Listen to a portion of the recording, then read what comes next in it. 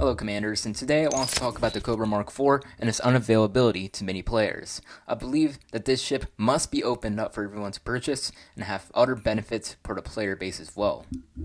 If you're not familiar with the Cobra MkIV, it's a ship developed by Falcon DeLacy that's the successor to the Cobra MkIII. And this ship was only available for purchase for players who have pre-ordered Elite Dangerous Horizons and nothing else.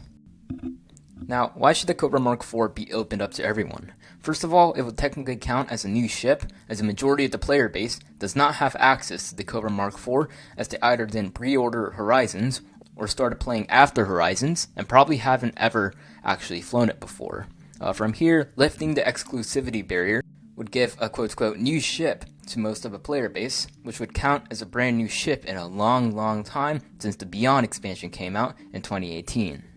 Though the ship itself is not a great ship, with some owners saying that it sucks, at least this will be a quote-unquote new ship, as we haven't got anything new in terms of ships since forever. To add more potential benefits, not only is it easy to accomplish in a small update, but it appeals to the Elite Dangerous community as a whole during this relative shortage of new starship models and can make positive changes in the game with a new ship they've never flown before. Also, you could only get it during the pre-order availability, which was like years and years back in 2016, so FDev should really lift this barrier, and it's also ridiculous to simply leave it be for longer.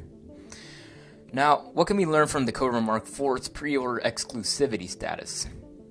FDev should never ever repeat this trick to urge players to buy an expansion pack sooner for a reward, since it might be an exclusive item to them for a long period of time and restrict access for the ship for many other players for years to come. Additionally, this just prevents a new ship from actually entering the game and only creates a negative trend for the player base's thoughts and opinions on Frontier. There are no good things about this, mostly just negative consequences, especially to the player base. So I understand this was definitely a short video. I do have a music summer camp coming up, so I just kind of want to make some videos for you guys while I'm out for 1 week.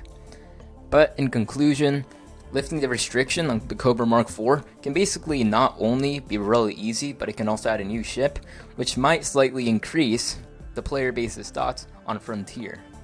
And finally, I hope this video gave you my opinion on what to do with the Cobra MkIV's availability barrier and what lesson FDev can learn from its failure. If you like this content, be sure to subscribe. 07.